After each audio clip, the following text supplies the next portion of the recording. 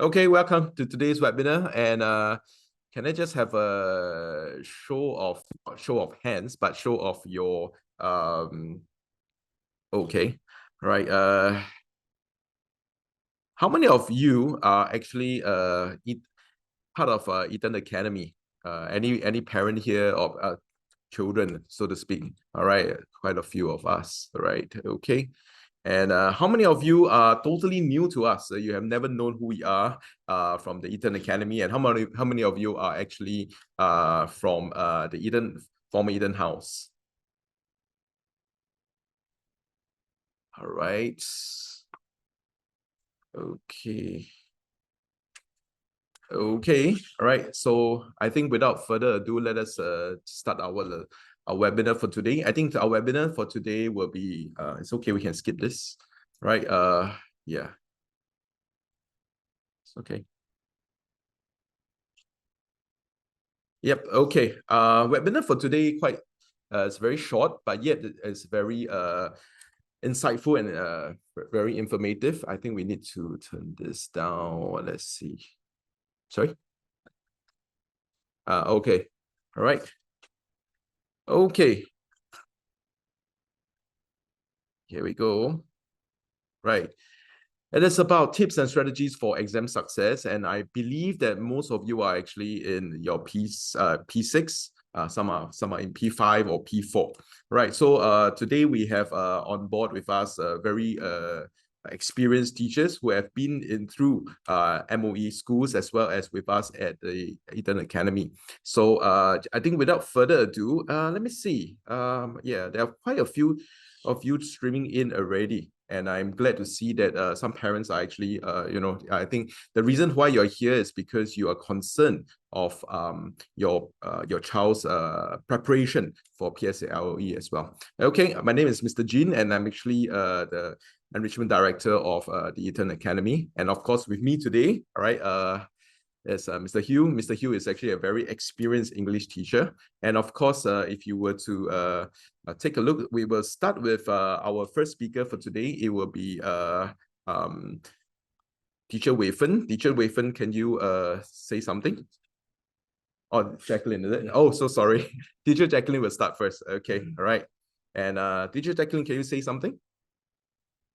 Hi, this is Miss Jacqueline here. So sorry just now for the technical difficulties. So later I'll be sharing with you more on the math, the PSLE math for this year. Right. Okay. Teacher Jacqueline can actually share your screen first. We will start the webinar right now because I think the parents are very excited to see what is it that is that's in store for them for today. Because I think in today's webinar we are going to showcase the trends of PSLE and also some of the things that has been I think being teachers for a number of years, we want to showcase some of our findings and also share our experience on what the trends of PSLE is like. Right. So yeah. So I think Miss Jacqueline, maybe you can start. Yeah. Okay. Hi. This is Miss Jacqueline. I have been teaching for over 15 years and I've helped many primary 6 students get through the PSLE, especially in PSLE math. So what I'll be sharing with you today, first we'll look at the different components in the PSLE math paper for 2024. And then we'll be going through a topic analysis of the past year's exam papers from 2021 all the way to 2023.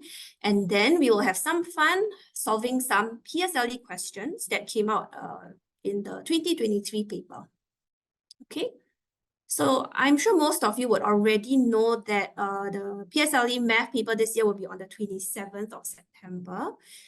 You should also be quite familiar with the breakdown of the paper. So there'll be 2 separate papers, paper 1, paper 2.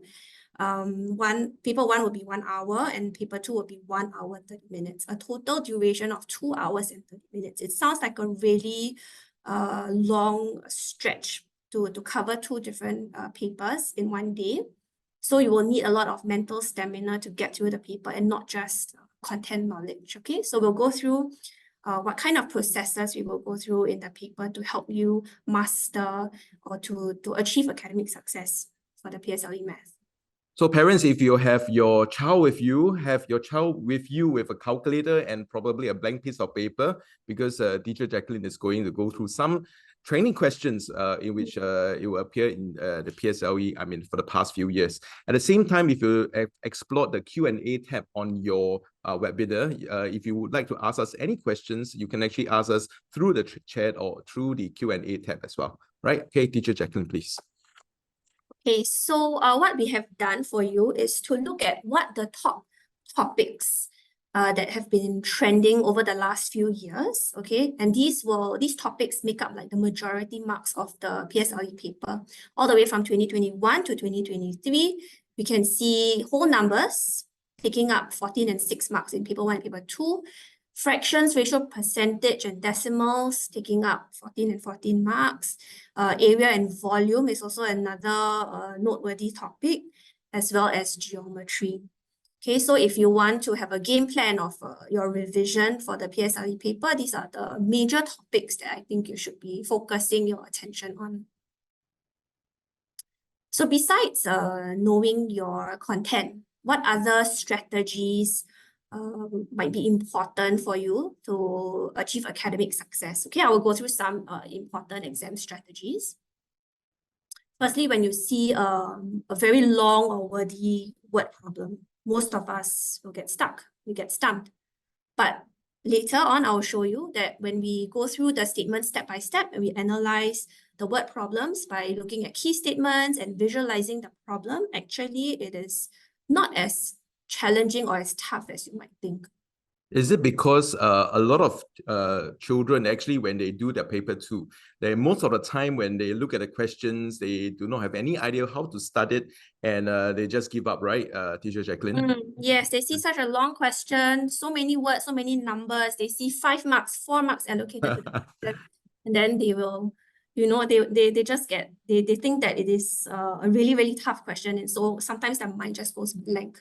But actually, we can tackle this problem step by step, and it's actually way easier. You will find that the problem is actually not that difficult. Thank you. Yeah. So besides just underlining keywords and visualizing the problem, we can also know our formulas very well. Okay, so once we know our formulas well, we apply the correct formula. We avoid making careless mistakes by using maybe the wrong units or applying the wrong formula. Another thing that we should take note of is the time. Because sometimes if we lose track, we spend too much time on one paper, on one question, we lose precious time, and in the end, before you know it, the time is up and we have not finished the paper. So one good guide to follow is 1 mark, 1 minute. 1 mark, 1 minute. Yes. Okay, I think for paper 2, altogether they are 55 marks, I guess. Yeah. So does it mean that I will finish the paper in 55 minutes, teacher Jacqueline? No, of course not. You won't. If you can, that's the best, because then you have lots of time to go back and check. Sure. So Yeah. you also need to have that spare time at the end to go back. So okay. yeah, so in your revision, you should be timing yourself and not just doing questions without any goal or without any aim. Okay, I think the most parents or most children are very good in the mathematics, and so they are very dogged in getting the answer. So a lot of times in exams, right? You know, in normal practice, they want to get they'll take about 10 to 15 minutes just to do a question and to get the answer. But is that a good advice if we were to spend 10 to 15 minutes in trying to very hard to solve one particular question? No, so that's where the 1 minute per mark comes in. If it's a 5 mark question and you've already spent 5 marks thinking about how to solve this question and you're not even started yet, my advice would be to just skip and then come back again later if you have that spare time. Okay. And besides underlining the keywords, besides allocating time to the number of marks, you should also know your heuristics. And of course, besides just knowing your heuristics, you should be able to know how to apply the correct heuristics to the correct question. so that you're able to solve it in the most effective way. Okay. Another thing to take note of is to present all your solutions very neatly and in a sequential order, because this will save you, or it will maximize the number of marks that you're going to be awarded to get the most marks for your paper. And when you're finished with your work, it's very, very important to go back and check your work. And checking your work, there are very specific things that we can check for. Things like whether that you made any calculation errors, whether you transferred the numbers wrongly from the question to your working, or even whether you use the correct units that was given in the answer blank. Okay, so yeah, okay, so now the fun starts, okay? We are going to try solving 2 questions from the 2023 PSLE paper. If you have your paper or pencil or calculator with you, you can solve the question along with me. I'll give you some time to look at this question. Okay, this is one of those very wordy 4-mark question. Does it mean that we have 4 minutes? We should aim to take 4 minutes to solve this question. Okay. So for the benefit of time, we will take 2 minutes, half the time, right? So for children who are very good, or you have already seen this question, this is not counted. Okay. All right. So if you are trying this for the first time, we are giving you 2 minutes to try this question, right? Before after that, I think teacher Jacqueline will review to you the answer. So parents, if you are just beside the child, you can let your child do the question. You try not to help them, because nobody's going to help them in the exam itself, right? Yeah. Okay. Yeah, I'm also trying this for the first time, so I'm going to try it as well. Yeah, I think parents can try it too. See if you are able to solve. Wow, teacher Jacqueline, I see a lot of fractions, and Mei has some books, donated 3/8 books, gave away 24. She had 4/7 of the books left, packed them into 20 boxes. Some boxes contain 10 books, while the rest contain 18 books. Gosh, teacher Jacqueline, is this considered a very difficult question?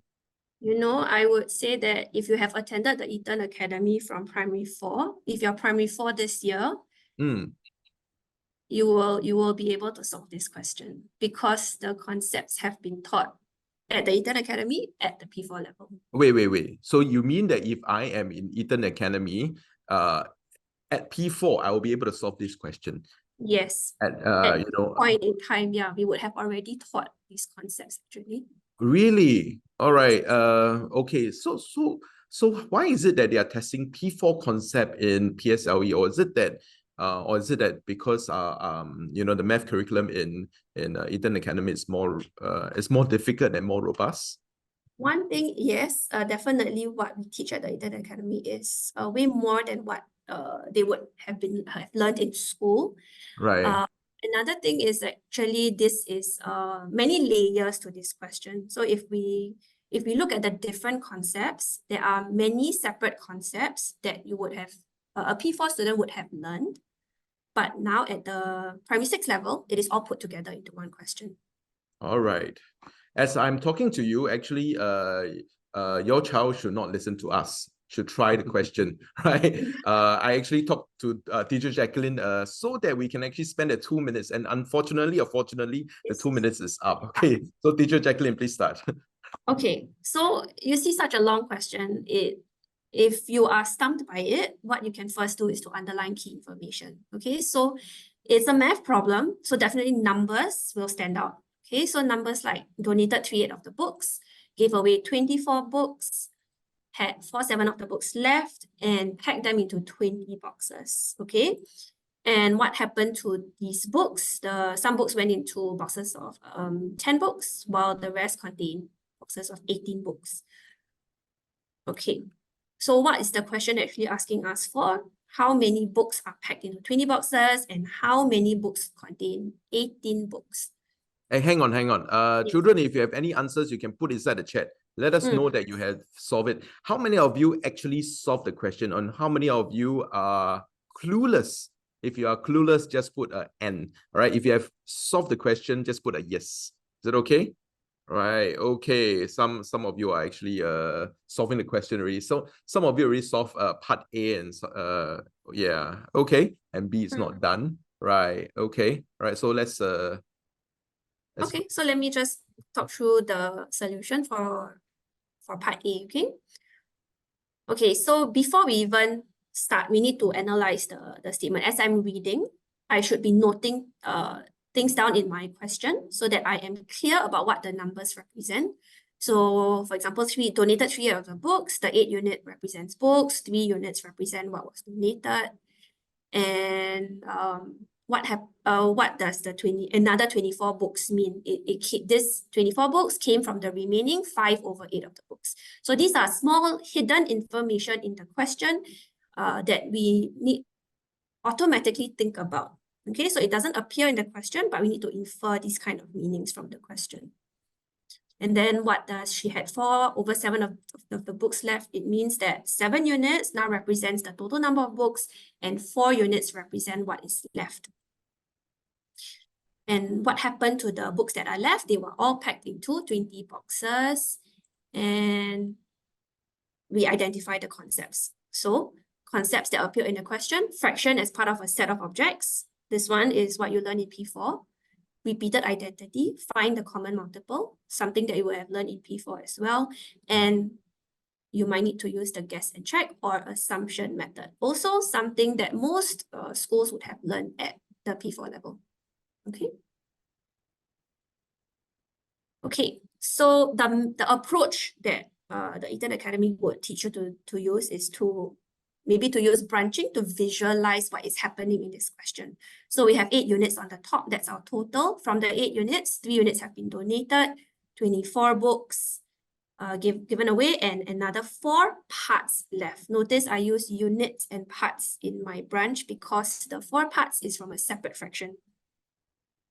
Okay, let's think about this 4/7 and the 3 out of 8 that was given previously. I would make the 8 units and the 7 units the same. So I'll make both of them 56, okay? Why do we need to make them the same? Oh, because from our statement analysis, we figured or we came to the conclusion that the 7 units and the 8 units represent the total number of books. All right. So when we make them the same, we make these 2 fractions part of the same fraction family, and we will end up with 32 units that represents the books that are left. Okay, so in my working here, I have 32 units representing the books that are left. So this is what we need to find because the number of books packed into 20 boxes is this 32 units. Okay, so because I'm given the value of 24 books, I want to find how many units represent those 24 books. Okay, so I do this. I find 32 plus 21 to give me 53, take my total 56 units, take away my 53 units, and I'll be left with 3 units, which represents my 24 books. Okay, then from here, when I need to find 1 unit first. And then I'm able to find the 32 units, which represents part A, the number of books that was packed into the 20 boxes. Okay. How many of you got 256 as your answer? Could you just put inside the chat? Just put me. Anyone? Oh, okay. We have we have participants who have actually gotten it. Teacher Jacqueline make it so easy, right? So yeah. Anyone else who have gotten this answer? Okay. Right. Yes. Well done. Well done to some of you who have actually put in your okay. We have one or two of you, or actually 2 or 3 of you who have actually gotten the answer. Okay. Right. Good. How about part B? Thank you. Okay. So now let's move on to part B. Okay, so for part B, they're asking for how many boxes contain 18 books.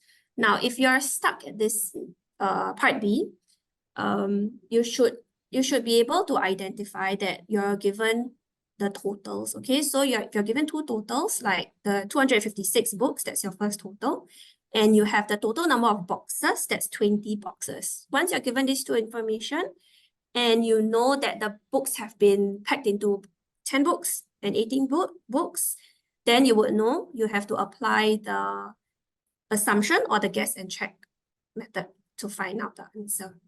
Okay, so if we are going to use the assumption method, then it's just 4 simple steps to find out the answer. Okay, so we're going to assume that all of the boxes have 10 books each.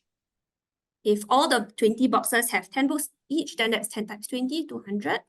Our second step, we'll find the difference between the assumed number versus the actual number, and that's 56. We find the effect of replacing the 10 books with 18 books, and that's a difference of 8. And then in our last step, we'll take the 56 divided by 8, and then we'll find out that there are 7 boxes that contain 18 books. Just 4 simple steps using the assumption method, and you got your 2 marks. Wow, you make it look like it's so simple, right? Yeah, and I guess some of us actually got it. Some of the students actually got this. Do you get your mommy's help or not? Or is it that you did it, you have done this question before? Or is it the mommy doing it? Okay. Okay. Any challenging question from PSLE, teacher Jacqueline? A challenging question. We will next look at another topic, which is also another trending question in the PSLE. So you mean that the question that you have gone through is something that has been in trend, like for example fractions, decimals, and these are things that have they test on.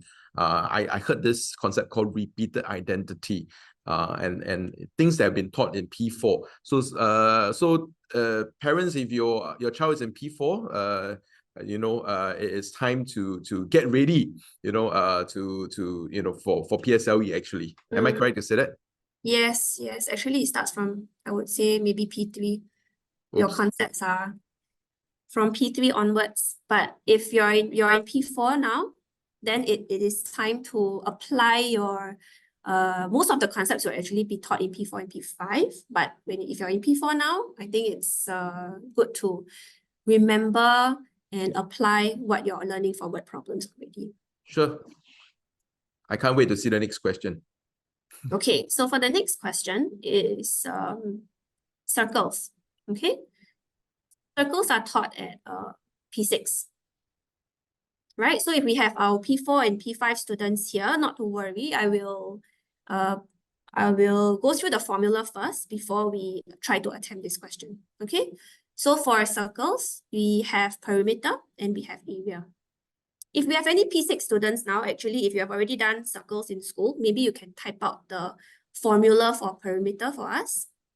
I think circumference. it's pi times radius, right? Let's do pi times radius. I think it's pi times radius. Is it pi times radius? Well, I'm not so sure. Someone said pi times. Pi times dot. Okay, we shall not say it. Okay, so children, if you are listening in, let us know what is the perimeter of circle. Okay, all right. Okay, so the P6 students help the P4 and 5 out. Just type in the formula for circumference of a circle. Okay. Okay. So how many minutes are they given to solve this question? So this is 4 marks. Again, maybe let's just take 2 minutes to solve part A and part B. Okay. I'm just joking. The formula for the circumference of a circle is pi times diameter, and diameter is the one that stretches across the circle, passing through the center. Right. Okay. But seriously, how many of you are in P4 and P5 this year? Anyone? P4 and P5?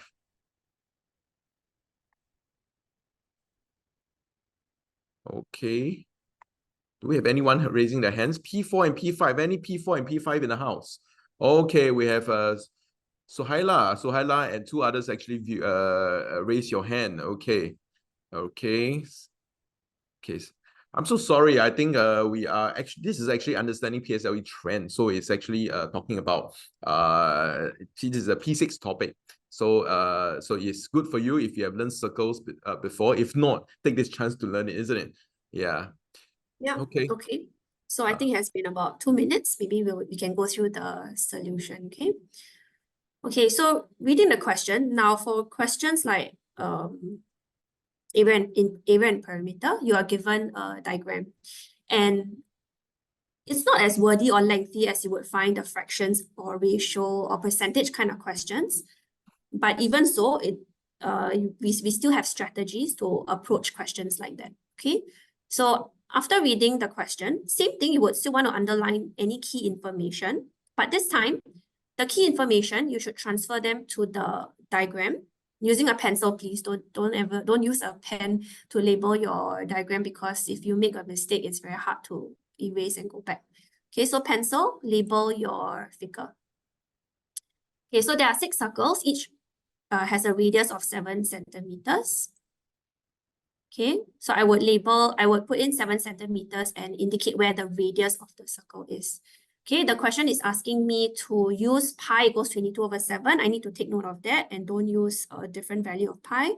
I need to find the perimeter. So finding perimeter of the shaded part, if possible, I would also outline the perimeter of this shaded part. Okay, okay, so that's the 7 centimeters, and I will indicate on my diagram where the perimeter is. Okay. And later on, when I'm finding area, then I will think about that later. So we'll do step by step. We'll do the perimeter first. Okay, so I've labeled the shaded area. Let's apply the formula for circumference of a quarter circle. Why quarter circle? Because if I break the perimeter into quarter circles, I actually have 12 quarter circles. Okay, so if you count the total number of quarter circles, there are 12 of them. The fastest way to solve this question is to find 1 quarter circle and then find 12 quarter circles. Okay, so sorry, I forgot to check. Did anyone get this question correct? This is actually the solution already. Oh, okay. 132 is the answer. Okay. Oops. Not many of you. Okay. Okay, Ms. Maybe Jacqueline, we can continue on. Yeah. So then the next part, when we are finding the area of the shaded part, again, think about what the formula is, write it down, use pi equals 22/7. For area of shaded part, you will learn to identify different shapes within the circle. So if I look at this shaded part, if I draw a square around it, I can see a quarter circle inside there, and I can see a boomerang looking thing at the side. Okay, so if I break it up into these parts, it's easier for me to find the total shaded area. Okay, how many quarter circles are there? So if I count, 1, 2, 3, 4, 5, 6, 7, 8, 9, 10, 11, 12. There are 12 quarter circles. Okay, or if I do the cut and paste, I put my 12 quarter circles together, there are actually 3 full circles. Got it? And then how many boomerangs are there? Let me count. So 1, 2, 3, 4, 5, 6, 7, 8. I should have 8 boomerangs. Okay, so if I can do the cut and paste method, it will be faster for me to solve this question. Okay. So first I find the area of 1 circle, apply the formula, I should get 154 square centimeters. Then I find the area of 3 circles. Then I find the area of 4 boomerangs, which is actually, if I cut and paste them together, it actually makes a square minus a circle, okay, which is 42 square centimeters. And then if I want to find the area of the boomerang, I have 2 sets of the 4 boomerangs, so that's 42 times 2, and I get 84. For my final answer, I just add up all the area that I found, and that would give me 506 square centimeters. Okay, so actually for area and perimeter sort of questions, once you know your formula well, you apply it correctly, use the correct units, you should be able to solve the question very easily. Okay, so that's it. I've come to the end of my sharing. Just some key takeaways for math. Remember to always identify key statements in the question. Identify the concepts that you can apply, and then use the correct approach so that you can solve it in the most effective and efficient manner. Thank you, Teacher Jacqueline. And yeah, can you at least can all of us actually thank Teacher Jacqueline, just say a word of thanks, for that two questions actually talking about the trends of PSLE, and I believe those two questions are something that has been on the trend for PSLE, and in recent years Teacher Jacqueline has specifically chosen these two questions just to ensure that these are the key concepts that need to be learned before you enter PSLE. Right. Okay. Thank you, Suhaila, and thank you some of you who have actually participated in doing the question. Right. And next, of course, we'll have Miss Wei Fen, Teacher Wei Fen. Teacher Wei Fen, Teacher Wei Fen is actually an old MOE teacher who has actually wealth of experience teaching science. All right. So if you have not known who she is, Teacher Wei Fen, maybe you want to unmute and she's sharing screen, right? Yeah, Teacher Wei Fen, would you like to say hello to everybody? Oh, sorry. Let her share screen first. Okay, all right. So get ready again. She's going to share some tips that you can actually pick up on for your for the forthcoming mid-year exam, if I'm not wrong, or WA2 for your PSLE. All right. Okay. Thank you, Yeah, Jean. Teacher Wei Fen. Yeah. Thank you, Jean. Hello, everyone. I'm Teacher Wei Fen. I've been taking on P6 classes for many years, and I'm excited to share with you on science. Okay, so here's an overview of my presentation. So I'll be talking about the PSLE science paper analysis and discussions of selected PSLE questions. So for 2022 and 2023, topics from the lower block made up about 33 to 34% of the paper. Therefore, it's crucial for students to revise these topics as they prepare for their examinations. Okay, the year 2021 was deeply impacted by COVID-19. So with the removal of the last common topic from the upper block, which is mainly the interactions theme, the focus on the lower block topics intensified, accounting for 46% of the paper. Teacher Wei Fen, could you go back to the screen? I don't quite understand.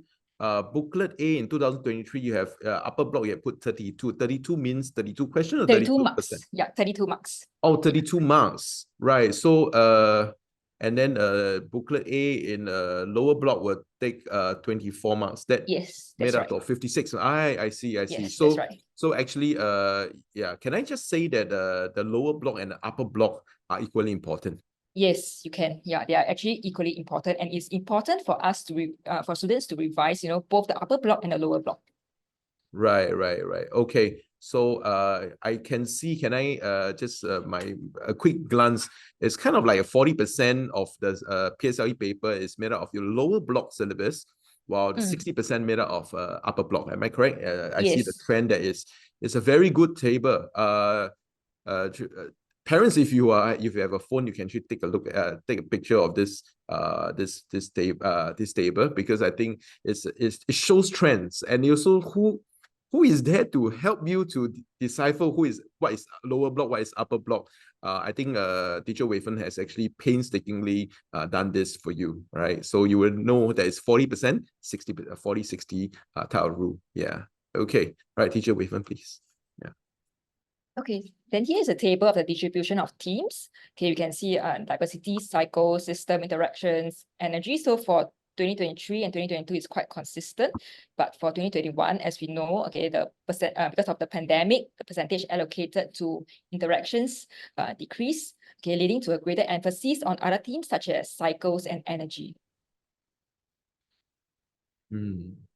I think she will pause this screen for another 10 more seconds for you to digest. So you mean the 5 themes in science are equally important, but I can see that interactions is one of the highest in Teacher Wei Fen, can I just ask for interactions itself, right? Is it in upper block or is it on lower block? Actually, it appear in both block, lower block and upper block. What are topics like interaction? So for the lower block, there's the topic on magnets. Oh, okay. And then for upper block, there's environment, food chain, food web, and adaptation. Right. Okay. Okay. So does that mean that diversity is kind of like one of the least distribution of teams around. Yes, because diversity only appear in the lower block, but for the other four teams, it actually appear in both upper and lower block. Right. Okay, that's how we should revise for our PSLE science, right? Yes, Like, that's you right. know, yeah. Okay, all right. Thank you for that table. Okay, let's discuss two PSLE questions to uncover key patterns and strategies for effective PSLE preparation.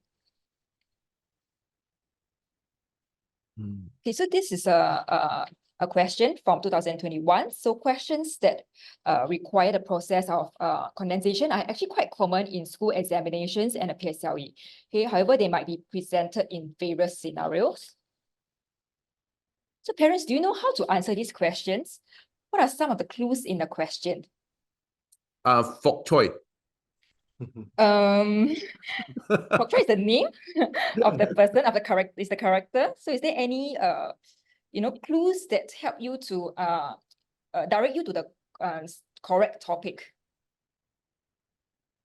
What do you think, Hugh? You are English expert, so you should be able to identify the keywords. Yeah, so I would have said Fok Choi as well, because you always look for the character.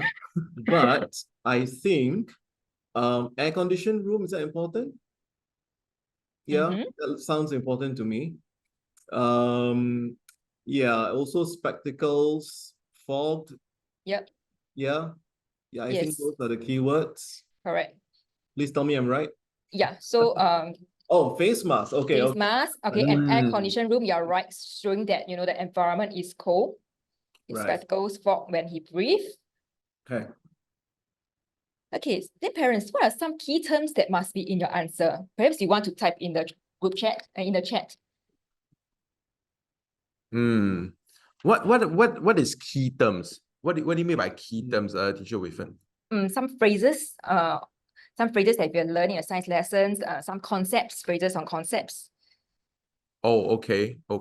One of them actually put condensed, loose heat, warmer water vapor. Is that correct? I'm not so Yes. sure. This Yes. okay. Are you a parent or are you a child? Are you a P6 child?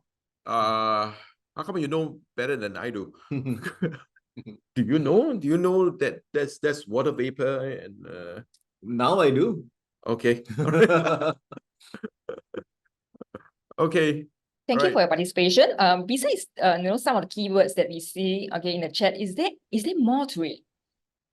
Oh. So at the Eden Academy, we actually equip students with key terms and a consistent framework for answering these type of questions. So it's essential that students demonstrate their ability to apply this 6-point framework effectively, showing the relevance of their answers to the given condensation question. So during our lessons, we also employ mnemonics to help students in memorizing key concepts. Hey, sorry, I'm neither a science nor English teacher. What is mnemonic, is it? Mnemonics. Mnemonics. Yeah, so a mnemonic is like a memory aid, like a short phrase, a catchy phrase used to make complex information easier to remember. It's useful for students to recall scientific concepts quickly and ensure that they don't miss out any important parts. Okay. Okay, so for Eden Academy, we use the mnemonics very confident, cool, leopard, can dance. So the very stands for the vapor, the confident came, the cool, cooler surface, then leopard is loose heat, can is condensed, and dance is water droplets. Oh, okay. So besides using mnemonics to ensure that students do not miss out any critical element in their explanation, we can also break down the students' response into 3 essential components: the clue, the concept, and conclusion. So the clue provided here is the observation of the warmer vapor from Fok Choi's breath escaping from the opening of his face mask. The concept involves the warmer water vapor coming to contact with the cooler surface of his spectacles, lost heat to the cooler surface of his spectacle, and condensed to form water droplets. The conclusion drawn is the resulting fogging in his spectacle. So the concept is actually the concepts in this box is actually the mnemonics I've mentioned earlier. So if students they have remembered the mnemonics, then they will not miss out all these essential points. Okay, what if I miss out certain points? Will I get my marks like, would I get a 0 or will I get a partial mark? I think you might get partial marks. You might get partial marks, or like for example, if you didn't mention about loose heat, you will probably get 1 mark. Right, right. Wow, we have a student who wrote in the whole entire list of the answers. I mean, like okay, it looks okay from my view, it looks like it is correct because it's like Yeah, it touches all the points. Well done. okay, right. Who is this genius? Okay.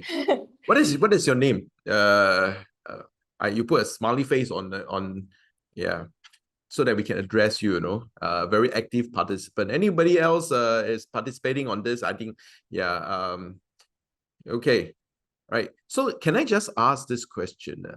Is this considered a very a high order thinking question in PSLE, or do you think that it's just an average question? I think some students, right, they might find this kind of question challenging because they are not able to identify that, oh, actually, this is the condensation question. So like what I've mentioned earlier, okay, they are presented in different scenarios. So students must be able to identify, oh, actually, this scenario is talking about condensation. So when we are talking about condensation, I must remember the mnemonics, the 6 point. Right. So can I just say that because sometimes the question can look very simple, but the answers that the students produce can yield different results. Yeah. Right. Yeah. So kind of like it looks very easy to a lot of people. Even I can also answer. You know, I think my answer could be just what happened. Because there's warm water vapor. You know, I think that's the answer. But I think a lot of times in the marking scheme, if I'm not wrong, the teachers always look out for keywords. Am I correct to say that, teacher? Yes, correct. Yeah, keywords are very important for science. Okay, so that's why we in Eden Academy we make use of strategies like mnemonics to ensure that you don't miss out all these essential points that will cause you to lose marks. Right. Okay. It's a 2021 question. Yeah, teacher Waven, maybe we can move on to the next question. Oops. Okay, let's look at some past year experimental-based question, a crucial part of the PSLE science syllabus. So this question tests on fair test, the concept of fair test, and then students also need to analyze graphs. Okay, it's not just about reading graphs, but also interpreting them to make scientific conclusions. And students will also need to make use of the data in the table. So these questions mentioned earlier actually highlight the importance of mastering experimental concepts like data interpretation and scientific reasoning, which are essential skills that our curriculum in the Eden Academy aims to develop in our learners. So let's look at these questions. 2023, question 31. Okay, it examined the water clarity as an indicator of pollution through an experiment. Now I would like to engage with all the parents here or students here. How would you answer part C based on Wincy's results? I think they will need some time to read the question. Yeah. Okay, specialties can be used to find out how polluted water is. Polluted water has dirt in it. The disc is tied to a rope and lowered into water until it can no longer be seen. Right. We seldom test this in Singapore because we do not have a lot of polluted water, isn't it? That's true. Yeah. Yunsing used the same disc to measure the depth at which it can no longer be seen in the 3 different lakes. The results are as shown here. Are you able to answer this question? Based on Yunxi result, identify the lake that was the least polluted. Marichi Reservoir. Okay, never mind. Go for the lowest number, I guess. I don't know. Okay. We are doing it together with the students. So if you are doing it, you can put your answer there. Yeah. Identify was least polluted. Oh, hang on. It should be the highest number then. Why is it the highest? The depth. Yeah. So you can see it for longer. Oh yeah. Does it make sense? Yeah. So the deeper it is, right? The better, right? So the clearer it is. Right. I don't know. Ah. With I think, another, any other I think Mr. Jin and Mr. Hugh are on the right track, and they make use of the data, okay, from the table.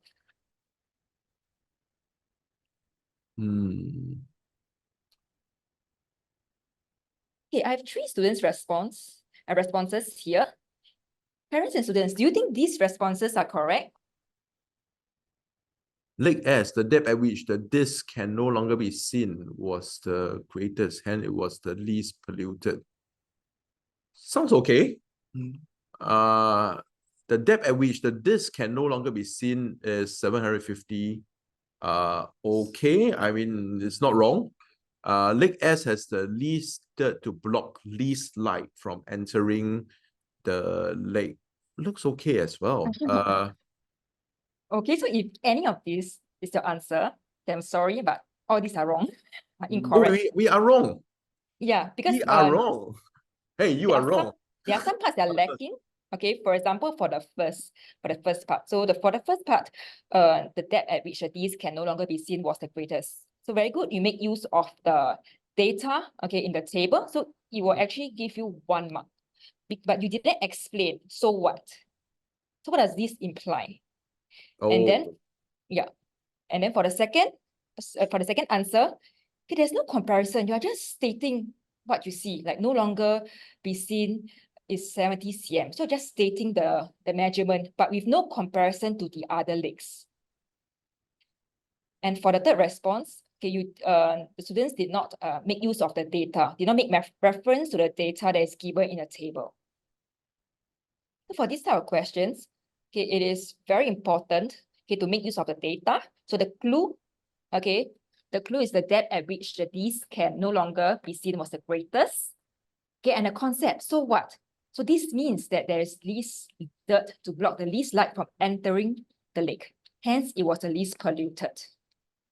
What if I do not put in the word greatest, least, those superlative? What is It will not be correct. In fact, some students, right, they might use the incorrect comparative words. They might use the greater, less, instead of greatest, least. why can't I use greater? Because we are comparing 3 lakes. Oh, so if there are two lakes altogether, I can use the word greater, and I Yes, cannot use the correct. word greatest. If you were to use the word greatest for 2 lakes, actually it will be correct, because in science we are not so particular about language grammar. But if it changed the idea, okay, then it will be marked incorrect. Oh, Mr. Hugh would disagree. He's absolutely very particular about the accuracy of language. Yeah, that's true. Yes, of course, it will be good if we use the correct grammar and the correct word. We have one parent who actually, or is it a child, who said that there's no science concept in the answers before you show, and we thought it was okay, right? Yeah, Betty, right? Betty was saying no science concept in answers, and you rightfully pointed out. But you see, Teacher Wei Fen, we feel that the answers are okay. It's generally all right. But what is it that is that what we meant by a lot of students, when they come out of science exam, when the parents ask them, how's your science paper, they will say, okay, not too bad. And then the results show otherwise. That's probably because the difficulty is in the answer itself, the depth of the answer that is supposed to be done. Supposed to be answered. Am I correct to say that? Yes, and probably they explain it, but probably in like layman term, but they didn't use the correct key phrases, which I think Mr. Jin has mentioned earlier, that keywords are very important in science. No, I didn't mention. I thought it was okay.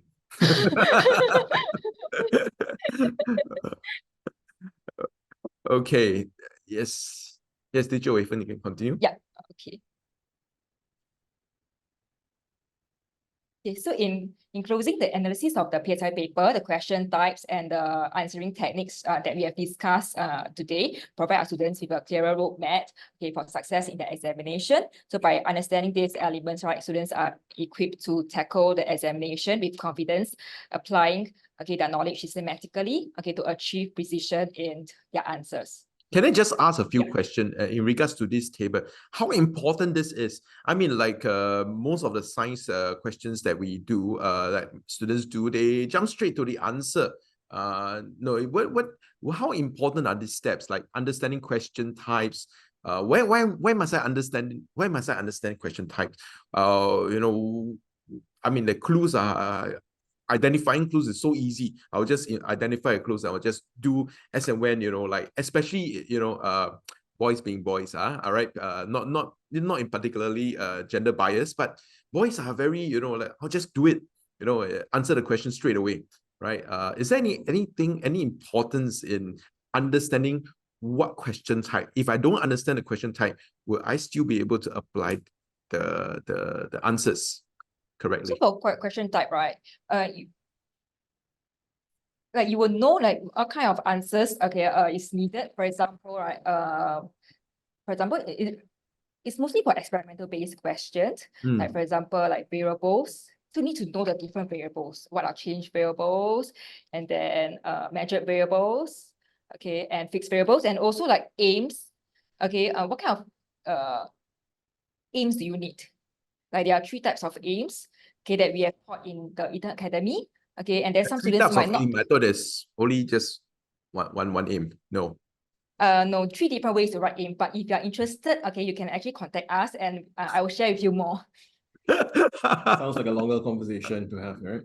Yeah, man. Okay. Yeah, and then regarding the clues, right? You know, some students, right, thought that clues, you know, is only in the form of words, but actually, when they give you pictures, right, and then they have some labeling, the labels are actually very important in answering the questions. So you must not miss out anything that is given in the question. Okay, all right. Thank you very much, Teacher Wei Fen. And yeah, from the crowd, can you just at least show Teacher Wei Fen and just say thank you, Teacher Wei Fen. And I think she has put in a lot of effort in making sure that this slide they chose. I mean, like we have been preparing these slides, and then she has come a long way to prepare and make sure that whatever that she present today is relevant. All right. So we just can we just thank her for that? All right. Okay. Thank you. And while the gentleman beside me, Mr. Hugh, is preparing to share screen. Yeah, I think Mr. Hugh actually, as you can see, both of us we are of the same age. Oops. Okay. And of course, with age comes experience, and with experience comes expertise, and also whatever that he's going to share today.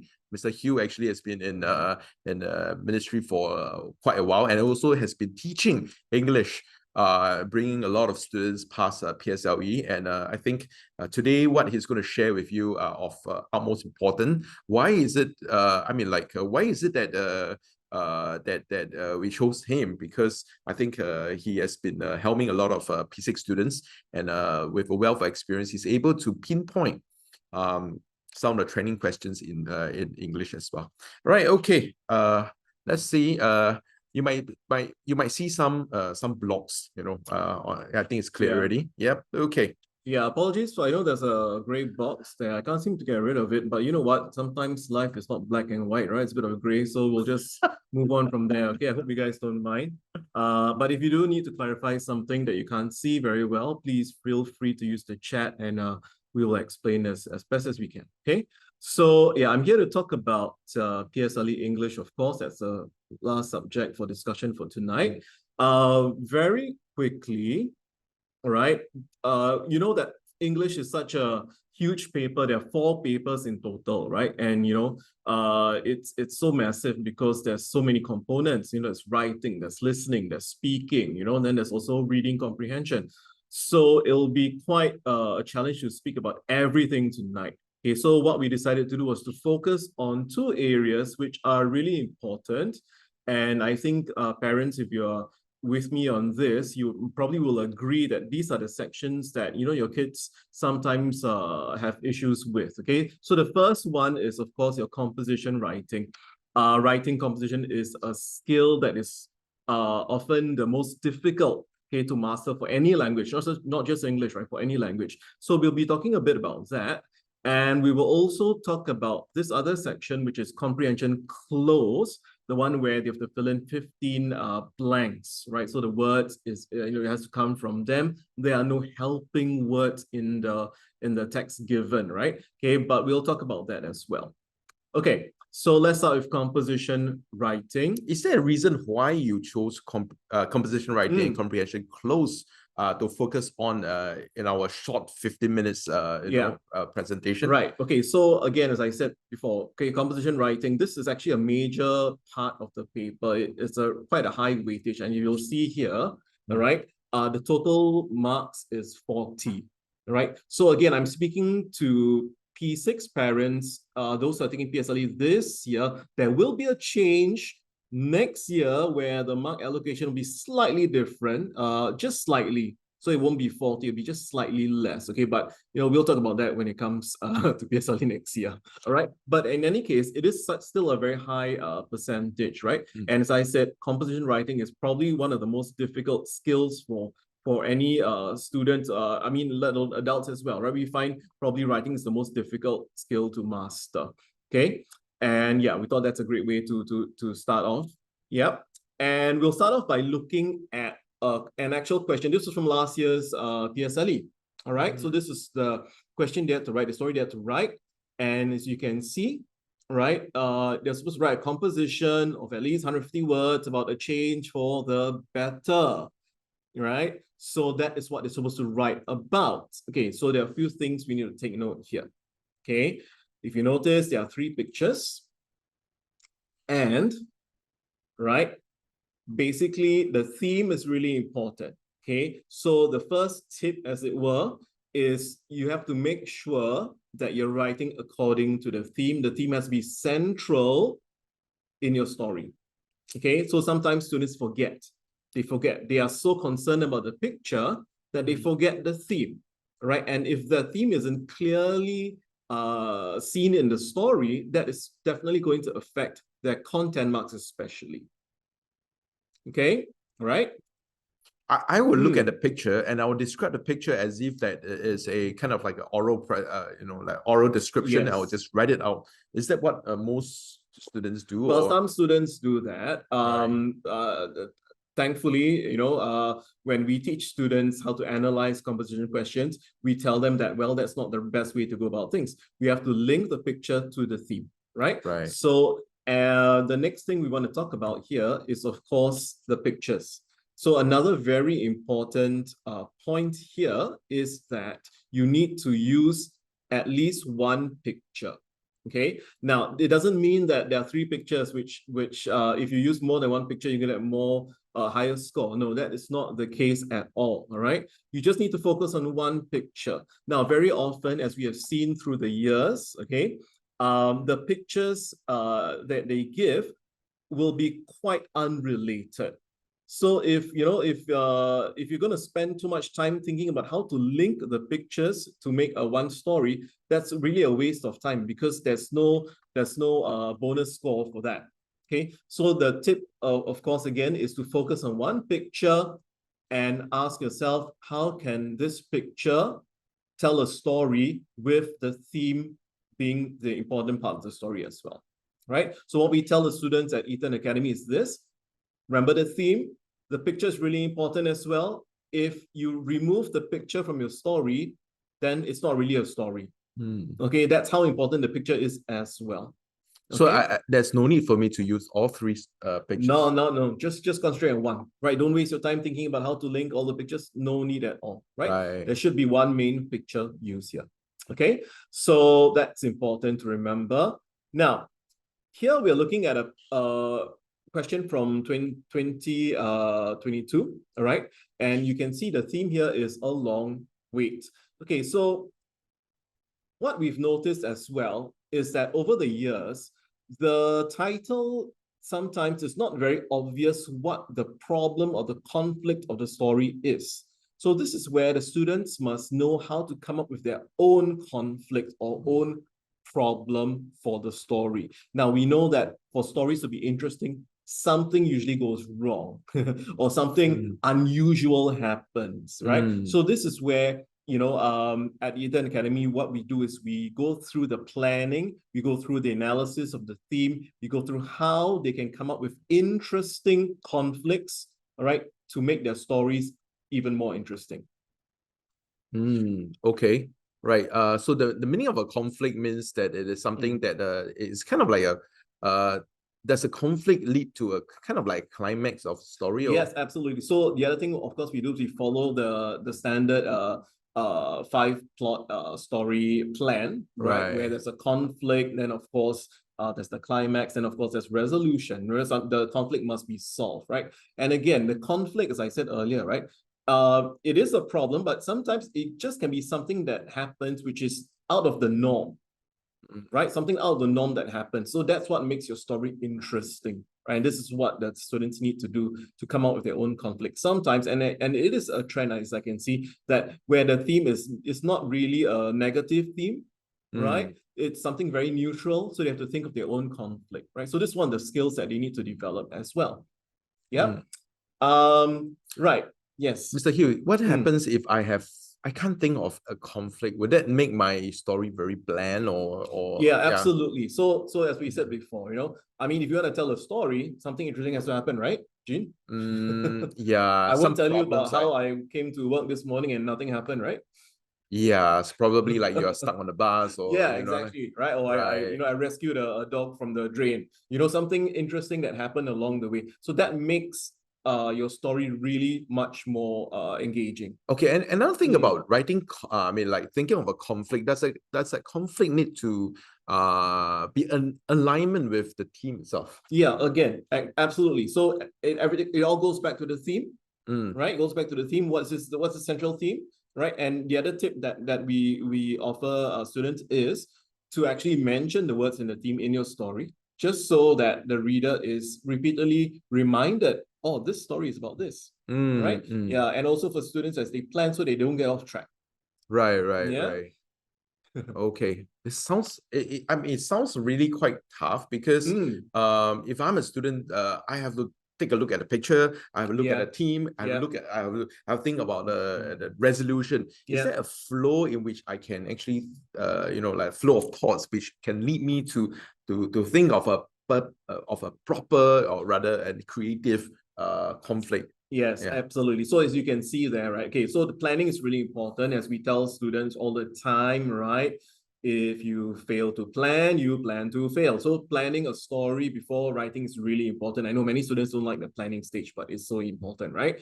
To make it more interesting, as you can see the tip there, right? Think of stories that are unlikely but still possible. Those are the most interesting stories, right? If I tell you about something that happened and it could happen to anyone on any given day, then it's not so interesting. But if I tell you something that happened, which is pretty unusual, but still believable, I think that's the key part. It has to be believable, but it's really out of the norm. Like how one year during the PSLE, the student wrote about how in the middle of the mall, a tiger jumped out of nowhere. And everyone was like, what's a tiger doing in the middle of the mall? Right? So guess what? The students solved that by saying that the zoo was next door and the tiger escaped from the zoo. Right. So it's possible.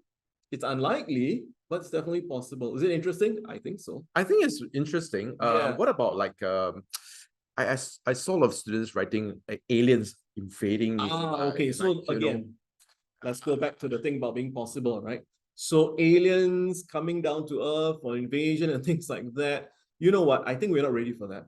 Right? It still seems a little bit out there. So we tell students to avoid writing those types of stories. Right. So again, we go for something that is still very much possible within what we understand of the world, what we know of the world, right? Yeah, we go for those stories. Yeah. Right. Yeah. I think students are always reading about mad scientists and also UFO and whatnot, and they have seen over the social medias and all that some weird sightings and all that. So they think that writing all this could be possible. I don't know, why not?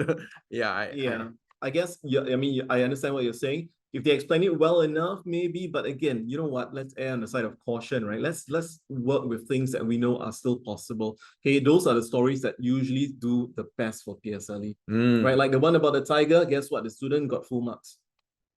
Is it possible to get full marks? It is possible to get full marks for PSLE marking. I Right, know right. because I've marked PSLE writing for many, many years, and it's definitely possible to get full marks. What are the, you know, beside having a good plot, what are other ingredients to Yeah. for you know, like to get full marks actually? Yeah. I've never heard of I'm heard of glad it. that you asked, because this is what I'm going to talk about soon. All right. Okay, okay. let's go. Yeah, right. That's what we're going to talk about. Okay, so success checklist, exactly, right? Okay, so the first thing, of course, as we said, does the story address the theme? All right, and is it a central part? Is the theme a central part of the story? Very important. All right. Is there a narrative structure? I think you talked about this earlier, Jean. Having the proper structure of a beginning and a conflict resolution, and so that's the process that we follow as well before writing. Right. Right. Okay, this is the next bit, right? About vocabulary, making sure they use a wide range of vocabulary and writing techniques. So what are these writing techniques? So for some examples, right? Okay, so what we do here is we teach children techniques such as show, not tell, very common one, using dialogue, personal thoughts, using the 5 senses, using different forms of figurative language. So all these things would actually add color, add description, add interest to your piece of writing. So that's how we can actually, you know, make a story a lot more interesting. Can I just ask if I can memorize one whole chunk of paragraph, just to make sure that my opening, you know, just to ensure that, like what you said previously, that, you know, the vocabulary part is being taken care of. Can I just memorize one whole chunk of paragraph and just, it's kind of like what one of the participants say, just memorize lah. Well, yeah, memorize. Okay, so I don't like that word. Okay, because what we do here is we want to make students think and learn and apply what they know, right? So if you memorize certain phrases, know how to use them. I think that's really important, right? It's the knowledge of how you apply certain things. So like if you know certain show, not tell phrases to describe fear, to describe you know, happiness, you can remember these phrases, all right, and you can use them accordingly. But I definitely won't advocate for memorization of entire stories or even entire introductions, because you know what, if you do it, what if what if your partner does it too, and then for the PSLE we get like 5, 6, 7, 8, 9, 10 scripts all starting the exact same way. The markers are going to know, wait a minute, this is not your own work, is it? But will they get penalized based on that? They won't get penalized, but you know what, holistic marking occurs, which means that the impression of the story is really important. Right. So once I know this is a memorized bit of work, in my mind, I know, oh, this is memorized work, you know. It's not, this doesn't really come from the shell. I might not want to give him that high score. I might want to just, you know, remove a few marks there. So because it's subjective, writing is subjective, no matter what we say, right? So all these things will actually affect the score. So again, you definitely can remember the good phrases to describe certain things, knowing how to use them accordingly. I think that's more important than memorizing. Okay. So kind of like memorizing short phrases works. Well, yeah, I don't like, again, I like the word remembering. Remembering. Okay, remembering. Remembering and applying. Committing to my memory. Okay. Yes, and applying. Yeah. Because when you memorize, it sounds like you don't really think much. It's just there to you know, and coming out like that. No, applying it, using your own ability to apply. I think that's important. Okay. Yeah, so these are some examples of writing techniques that you know that we cover. All right. One other point to take note, of course, is to remember to develop the main characters, and by using these techniques, this also helps in that. Okay, because essentially when they write, they want to actually, I mean, your child should actually want to bring out the main characters as you're reading a story, or if, let's say you're watching a movie, right? If the audience has no association with the main character, you don't know anything about the character, the movie is not going to be very interesting. Right? So same for writing. When there's some development of the character, the reader is more invested in what's going on. Right? You'll be worried for the character if he's put in a difficult situation. You know, you'll feel happy for the character once he's solved this problem. Right? So the development of characters, another thing that we definitely want to advocate for all our young writers here. Yep. We have two very interesting questions. I think one of them asks, what about death Ah. And the second question was, are open endings acceptable in PSLE? Okay. Yeah. Right. So the first question about death. So again, writing about it depends on when you say death, what do you mean? Definitely don't kill off the main character. All right. This is not Game of Thrones. Don't kill off the main character. Your story can involve the concept of death and maybe how it affects the character. I think that's and if your child is able to write in that way, all right, or if I don't know if this is a child, maybe if you're able to write in that way, it shows a certain maturity in your writing, which is great. Okay. But again, if you kill off the main character, then it kind of like it's an easy way to cop out of your story, actually. It's just like, don't write that it was all a dream. It's the same concept here. Okay, so we know if you write it was just a dream, then we know, oh, that's an easy way. That's like an easy way just to end my story, which isn't really isn't really a great way to end the story anyway. Okay. Now the next question about open endings. Okay, so again, what we teach the kids is that they must make sure that when they finish their composition, it's a complete ending. Okay, meaning to say that the characters, the conflict has been resolved. All right, it's been dealt with, and we know how the characters feel at the end of the whole incident, of the whole situation. Okay. There's a way of writing where you might want to say, oh, you wonder what might happen next. That's okay, as long as you don't leave questions unanswered. Right. So that's the way you close a composition. And I tell students, I don't want to be the marker thinking, oh no, then what happened? I'm waiting to read part 2, and we don't want the child to repeat PSLE to break part 2. So that's one thing that we definitely don't want students to do. I see there's another question here about okay. The other question is, what if there's no conflict that comes to mind? Yeah. What should we do? Well, see, this is why with the going through all the different exercises and techniques that we cover, that shouldn't happen. Okay, I think if it comes to me, I'll just pray. Yeah. So no, but I understand the concern here. Definitely there must be a conflict. So again, understanding the concept of a conflict, what does that mean? Something that doesn't happen usually, and that's why that makes the story interesting. Okay. Yeah.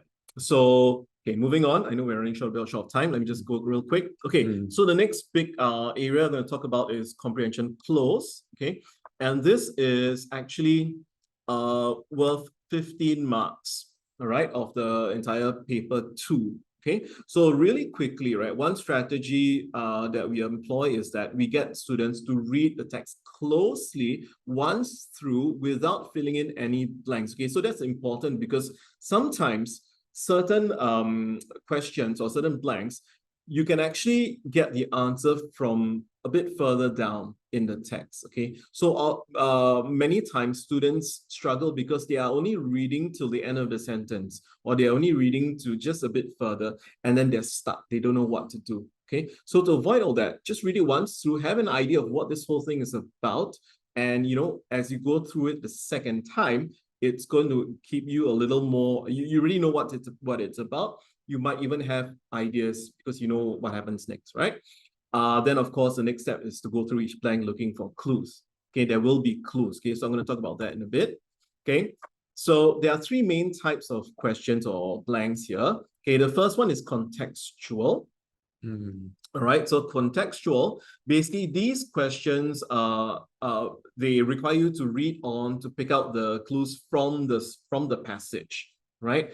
Okay, the certain patterns, right, that you might see in the passage. This is based on context. Okay, now the second type of question is what we call fixed phrases. Now this tests your knowledge of things like idiomatic expressions. Okay, so for example, raining cats and blank. So that's an idiom, right? So it's an expression, which at primary 6, they must be familiar with quite a few idioms by then, right? Quite a few expressions by then. What do you mean by I must be familiar with such expression? I mean, like through reading, Yeah, exactly. through training, or maybe in my course of my like random Yeah. acquisition of such phrases, Yeah. such expression, or what? Is there a structured way of learning this? So again, reading is probably the most basic thing for many students to acquire any language, right? Yes. So the more reading they do, the more language they pick up, and things like idiomatic expressions, all these things they would have come across, right? Immersing themselves in the language, I think that's really important, right? Whether it's watching English programs, okay, listening to people converse in English, all these things also will definitely help. Okay, so the other thing, of course, is I said you must be familiar with these expressions. We have a very good resource called Google. So we can actually look through the common ones and just be familiar with them. There are so many, but they must at least know the common ones. Like when I say raining cats, and you know what the next word is, right? Yes. So these are the common ones, right? So they must be familiar. I mean, it can't be that they are not familiar with that expression. They should be, right? And of course, the third type is what we call collocated phrases. Okay, so these are words that often go with another word. Yeah. So, for example, if your mother wants you to clean up, and then she'll say blank your bed. Okay. Yeah. So what would it be? My English isn't that good. Isn't that great? You know, do the sheets, make sure everything's nice and Make your tidy. bed. Yeah, make your bed. So make your bed. Make your bed is a collocated. Yeah, it's collocated because you often use these words together, right? Yeah, right. So when we talk about collocations, and words that often come together. And again, it's through reading, it's through being exposed to the language, being immersed in the language, all these things they will pick up as well. Okay, so having said that, let me just show you how, in the PSLE, these types of questions were asked. Okay, right. So this is from 2022. Okay, so it starts off like this. Where can you buy fresh produce without increasing your grocery bill? Ask any Singaporean and they're likely to blank you to a wet market. Okay. Anyone know the answer? Yeah, anyone. Just key in. It's only one word, by the way. It's just one word. You can key in your answer in the chat. That'll be great. Right. We have a few who comes in. Bring. Okay, I see one answer there. We have a bring. We have a direct. We have a point. I think I would say point. Yeah. So what? Okay. So let me ask you, Jean. Why do you say point? Because that's what I do. I will point them. Yeah. To a wet market. Is there a clue there? Is there a clue? Wait, can you buy fresh produce without increasing? Is there a clue? Not that I know of. It's just something that it comes out naturally. You know what? There is a clue actually. Really? Yeah. Okay. Look at this. The word where. Okay. It's coming up soon. Yeah. Okay. Right. So the word where. All right. So ask any Singaporean, they're likely to what you to wet market. So I like one of the answers given, which was direct you. Right. Or point you. Right. So what about one of them actually asked is alternative word accepted in PSLE, like one of them said bring. Good question. Let's ask everyone in the chat, will you actually bring someone to the wet market, or will you just direct them there? But I'm a good Samaritan. I will bring you to the wet market. You might ask any Singaporean. Will everyone do that? Okay. No. Okay. Right. What about lead? Lead you to. So the same. If you say lead you to me, it sounds more like you're bringing the person. Right. So the action of taking the person there might not be so appropriate because of yeah, I know some people will. I get it. No. Some people will. Yeah. Will any. Yes, ask any Singaporean. So the point here is that we're talking here about the general public, what will most people do? And I think the easiest thing here would be to direct or to point you to a wet market. Okay. Okay. So as I was talking about earlier, this is what we call a contextual type of question. Sure. Okay. Yeah. I'm sorry, the gray box is blocking the word, but it just says contextual, right? So that's using the clues in the passage to lead you to that answer. Okay, all right, yeah. Okay, so let's look at another question here. Similarly, from that same passage, right? As most wet markets begin operations way blank sunrise, those people who want to buy the precious produce wake up early and blank their way there to buy groceries. Okay, real quick, any answers there? I see some answers there. Very good. Oh, wow. Okay, Okay. yeah. Okay, you know what? Since I see the answer, I'm going to show it now. Right? Okay, so the clue here is wake up early. Right? Okay, and then the word sunrise as well. So before sunrise. It can't be, you know, it should be, it shouldn't be After later than that. sunrise. Yeah, this is wake up early, right? Okay. Okay, okay. Correct. And next one, I see someone wrote the answer as Make. make. All right, so this is contextual. All right, this is a contextual type of question. Make their way. And why is that make their way? Very simply, because this is a word collocation. Oh, okay, okay. Right? So this is a word collocation. So again, being familiar with these things will make that you know, will help your child, or you know, or if you're a student, help you to actually answer these questions without much fuss here. So that means every comprehension close blank is actually framed. That means to say that Yes. there's certain limitations, or rather certain like before sunrise. You can't put it after sunrise. You cannot put way after sunrise or whatever whatsoever, because it's being framed. Yeah. And where that frame comes from is the clue wake up early, right? Yeah. So right. yeah, almost every blank will have such. So one thing that some parents ask is that you know, because they know that for comprehension close, it's going to be non-fiction text. It's going to be something that is either an explanation or something factual. So they are concerned, because what if my child doesn't know about, for example, there was one year where something about the pyramids came out. So what if my child is unaware about that? What if they don't know? So the thing is that for English, we're not testing that type of knowledge. We're testing language. So within the text itself, there will always be a clue, right, to lead you to the answer. All right. And again, if it's contextual, it will be there, or it just could be a fixed phrase or collocated phrase. So it's not something which requires you to have some external knowledge, which you know, not everyone has. Okay, so that's something that you don't have to worry about. Okay. Right. And one more question here. So you can also blank up with friends and neighbors who are there for grocery shopping. Wow. Anyone? Anyone knows this one? You can also Okay. what up with friends and neighbors. Wow, I think I'm looking for clue now. I mean, like I'm learning about Yeah. it, so I would just yeah. Queue up with friends. Okay. Yeah. Okay. Okay. Okay. Can gang up? No. Meet up. Meet up. Okay. You know what? Absolutely. Right. So here, okay, meet up with friends and neighbors who are there. So basically catching up with them, meeting up with them. And this again is a fixed phrase, right? This is actually a phrasal verb, right? To meet up with someone. Okay. Now, again, if you write something, if you said gang up just now, but does it make sense? We have to ask ourselves, when we read the whole passage here, we read that sentence, read that paragraph, does it actually make sense? Because it has to make sense, right? So that's really important as well.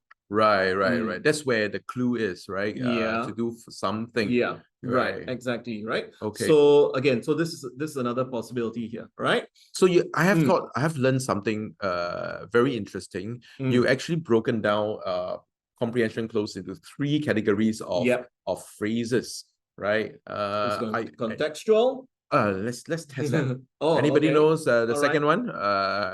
A third one, of course. Okay, so that's one. Is either contextual, a fixed phrase, or another C. Yeah. Does anyone know? It's getting a bit late, Jean. Maybe they're a bit tired. Huh? Okay. Okay. So, and of course we have collocated phrases. Yes. Okay. So just a recap real quick. For composition writing, so the main things I want to say, make sure the theme is followed, okay, and it's central to the story. When you develop the characters, you make it more interesting for the reader. And to make it really interesting, try to think of stories that are a bit unlikely, but still definitely possible. Okay. For compre close, okay, so what you can do is when you come to contextual clues, you never know what you're going to get in the text. Okay, so it's going to be there. But what you can do is you can be familiar with things like phrasal verbs and word collocations. So again, Make sure you're familiar with those things. If you want long lists, again, Google has many, many lists, but the best way, of course, is through reading, exposure to the language, and of course, coming for class, because we discuss all these things. Oh, yeah. Yeah. Okay. So yeah, I think that's all I have for you guys. Right. Okay. Thank you. Mr. Hugh. And of course, the June holidays. Yeah. Okay. Yeah, can. Okay. Is there a June? Okay, during our June holidays itself, we'll be having a success camp, PSLE success camp, and of course, it'll be 3 days. And of course, during the 3 days itself, I think a lot of you are actually looking for holiday courses, and just to make sure that you prep yourself for PSLE.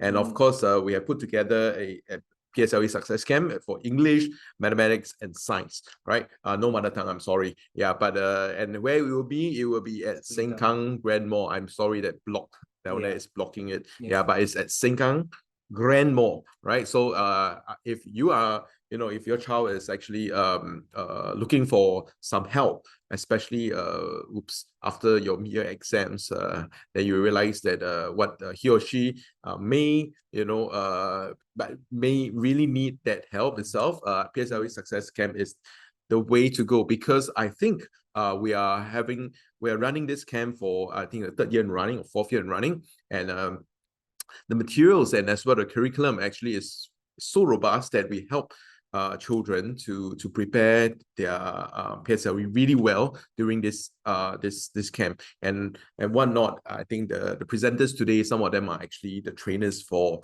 the camps itself, right? Okay, perhaps I can give them a QR code, or rather, yeah.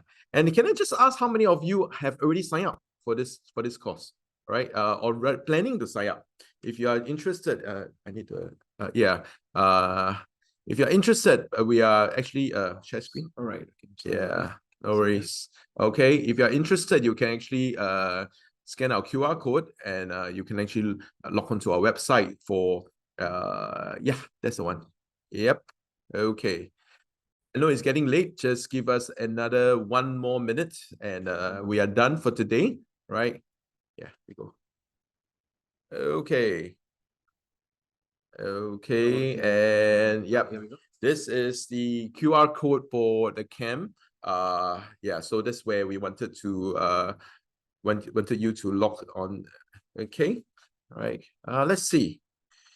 Okay, looks like, I mean, we overshot by 30 minutes, but guess what, Mr. Hugh, we have most of us still engaged and still stay on until now, right? So we are actually I know tomorrow is a school day, it's a working day, and I think we overshot by a good 30 minutes, but I think this is really, really good stuff from our anchor teachers for PSLE. Can we just give them a word of thanks, appreciation? I think we, as Singaporeans, I think we seldom, we seldom we would thank them, but we do not express it verbally or in writing. Can we just thank them for the question? I think they put in a lot of effort on in this, right? So yeah, thank you everybody, and that marks the end of wow. Okay, all right. That marks the end of our presentation as well as our webinar.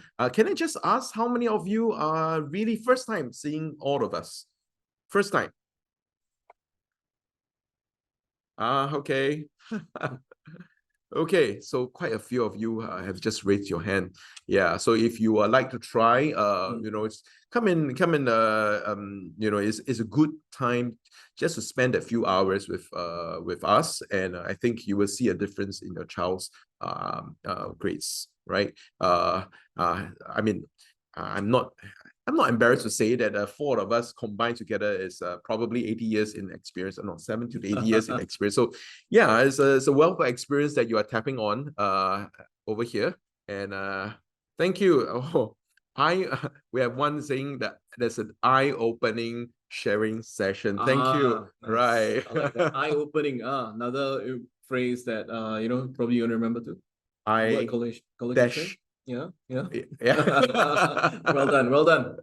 Okay, all right. Okay. I think this marks the end of our webinar, and thank you so much. The next slide itself, if you like, is to sign up for our regular term class, and of course, today, just for today, okay, we are actually giving you a complimentary trial class. Should you be interested to come in, this complimentary trial class has already ended for our centers, but we are extending it to you. All you need to do is just to let us know that you have attended this webinar, and we will actually give that complimentary trial class to you. And that's one of the perks of attending and staying on to the very last minute. Yeah. Right. Okay. All right. So thank you so much, everybody. And I will see you. And we are still like 80% of you is still online. Maybe you are what we call no, I don't think they are AFK, away from keyboard, right? No, I don't think so. No, I don't think so. Okay, all right. I will end our webinar right now, and Yeah. thank you everybody for coming in tonight. All right, okay, and have a good week ahead and good weekend. All right, Good night, all right, everyone. take care. All right, bye Bye. bye. Bye, trainers. You can also oh, are the trainers around? Or okay, okay, all right. I will end the webinar right now. Thank you. Oh, trainers can say bye bye also.